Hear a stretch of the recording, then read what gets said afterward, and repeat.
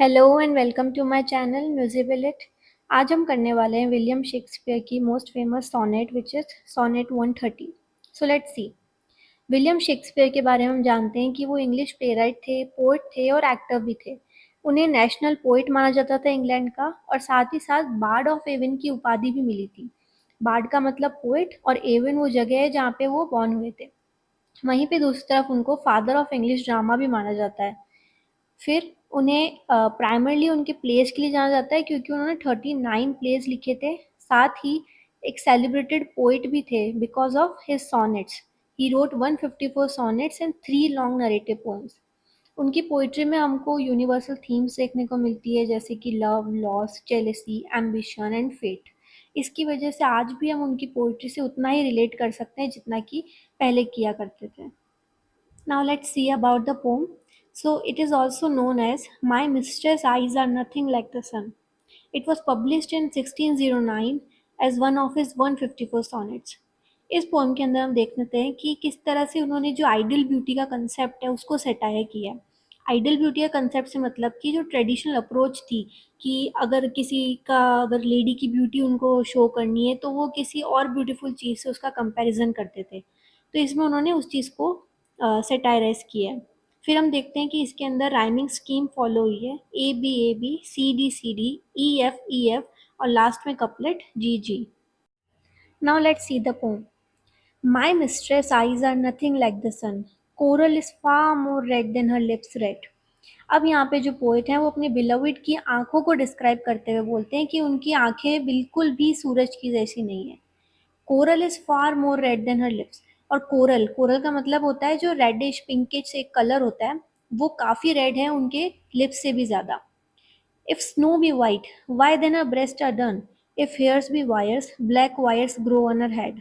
आगे वो अपनी बिलोविड के ब्रेस्ट को स्नो से कंपेयर करते हुए बोलते हैं कि स्नो का कलर एकदम वाइट होता है, ब्राइट होता है, लेकिन मेरी बिलोविड का ब्रेस्ट जो है वो डन है। डन का मतलब कि ग्रेइश है, पेल है, कहीं से भी उस स्नो को रिजेंबल नहीं करता।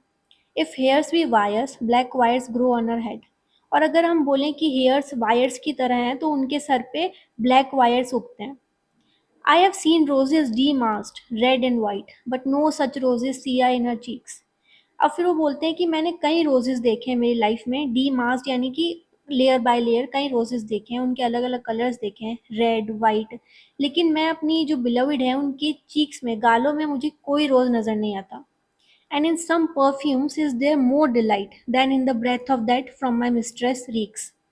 फिर वो बोलते हैं कि मैंने कई परफ्यूम्स का डिलाइट लिया है, आनंद लिया है, लेकिन मुझे कोई भी परफ्यूम उनकी ब्रेथ से रिजेंबल होता नहीं दिखता है। उनकी ब्रेथ रीक्स मतलब कि एक तरह से जो नॉर्मल ह्यूमन बीइंग की ब्रेथ किस तरह से स्मेल करती है वैसे ही वो भी स्मेल करती है, कोई डिफरेंस नहीं है। I love to hear speak yet well I know that music hath a far more pleasing sound. और वो बोलते हैं कि मुझे उन्हें सुनना बहुत पसंद है, वो जब भी बोलती है आई लव इट, लेकिन फिर भी मुझे ये भी पता है कि म्यूजिक जो है वो उनसे कहीं ज़्यादा अच्छा साउंड करता है। I grant I never saw a goddess go, my mistress when she walks treads on the ground. फिर वो बोलते हैं कि मैंने कभी किसी गॉडेस को नहीं देखा है, कोई देवी को कभी चलते हुए नहीं देखा है, लेकिन मुझे इतना भी पता है कि मेरी मिस्ट्रेस जब वो चलती हैं तो नॉर्मल ह्यूमन बीइंग की तरह चलती हैं ग्राउंड पे, वो कोई गॉडेस की तरह नहीं है।